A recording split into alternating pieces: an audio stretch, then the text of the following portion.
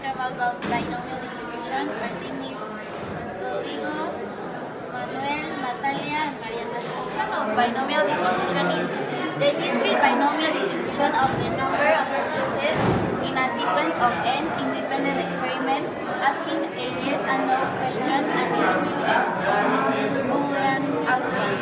Success, yes, true, 1, or failure will be no, false, and 0, with a probability of q is equal to 1 minus 2. So as Moreno explained, we're trying to find a probability of a yes-no question happening. So in order for that, what we need to do is apply this formula, where P equals the probability of a success, and Q equals the probability of failure. These two. Then what we have to do with the probabilities are the number of trials and the number of successes we want. The probability of success times the number of trials that must be successful times the probability of failures over the probability of the number of trials less the number of successes to give us the answer we're searching for. You can apply the other formulas that you get the mean, and you know P, you know N, then you can apply the variance, and you know that N, P, and Q, and then finally you get the standard deviation, and it's the root square of N, P, and Q. Explain you an example of a binomial distribution which includes two probabilities, expected value, variance, and standard Example deviation. says 5% of the screws produced by a machine are defective. If a random sample of 20 screws are taken, then find A, the probability that at most 2 are defective, B, the probability that at most 12 are defective, the expected value, the variance, and the standard deviation. So first, we're going to start by seeing what do we have in here. The So N is the sample space, the B is the value to study, the P is the event, and the Q is the complement, 1 minus P. So the P will be this 5%, and we will write it like this. Will be what it's missing of the 5% to be 100%, so we will write it like this. Then the N is how much, so how much it is 20 screws, so we will write it in here. And the X, which is the values in the example A, it is at most 2, so we will write it like this. Put all these values into the formula, which it is this one, P of X equals 0 and C.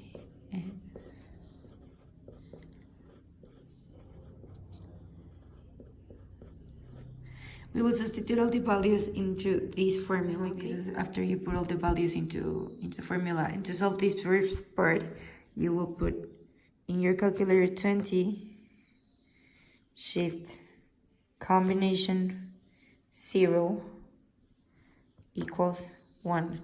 So you put here the 1,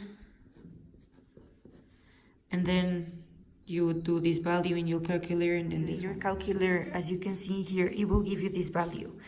Since it says at most, you should do this same thing for 0, 1, and 2. But you can see that it is 19, and that's because the formula says q to the n minus x. So if n is 20, and in this part x is 1, it will be 20 minus 1, which is 19.